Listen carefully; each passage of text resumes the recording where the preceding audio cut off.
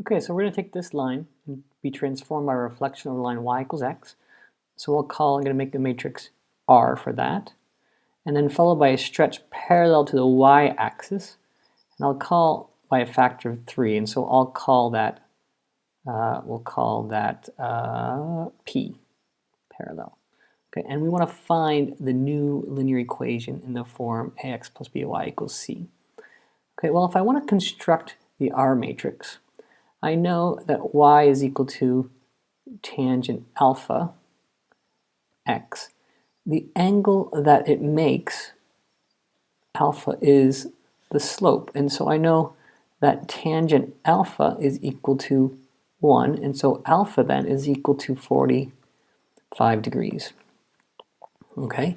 And I also know that from my formula booklet that cosine 2 alpha, sine 2 alpha, cos 2 alpha, oh, that's a sine 2 alpha,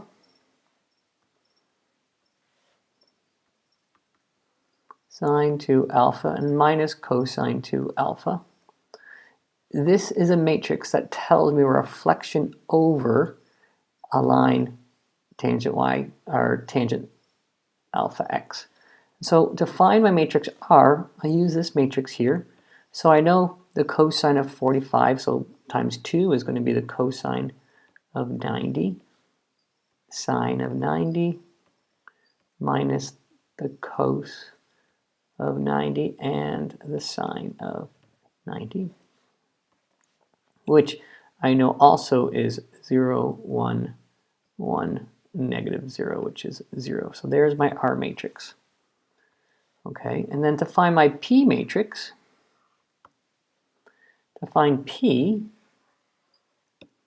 what I do to find P is I know if I think about 1, 0, 0, 1, if I'm going to stretch parallel to the y-axis, it means I'm going up. This point 1, 0 will stretch up to 3. And so P is going to be 0, this point here stays the same, but 0, 1 stretches. So it'll be 1, 0, 0, 3.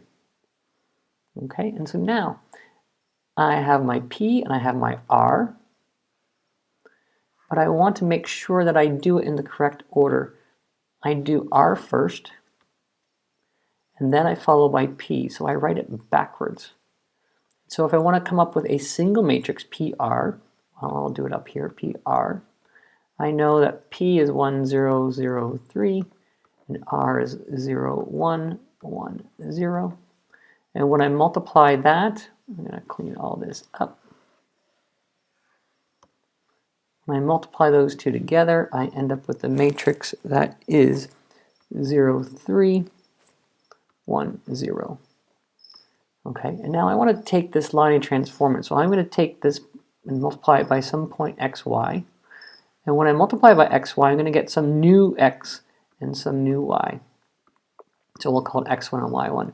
And so multiplying here, I end up with y is equal to x1, and a 3x is equal to y1.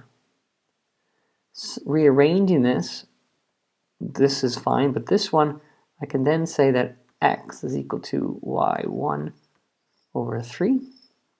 So taking this value for y and this value for x, we're going to substitute into our line. So it's 3, well, x is y1 over 3, y1 over 3, plus, well, y is just x1, so 2x1 is equal to 6. Those simplify, and if I rewrite this in the proper form, I get 2x plus y is equal to 6, because I can ignore the ones because it really is just an x and a y. And so here is my new equation.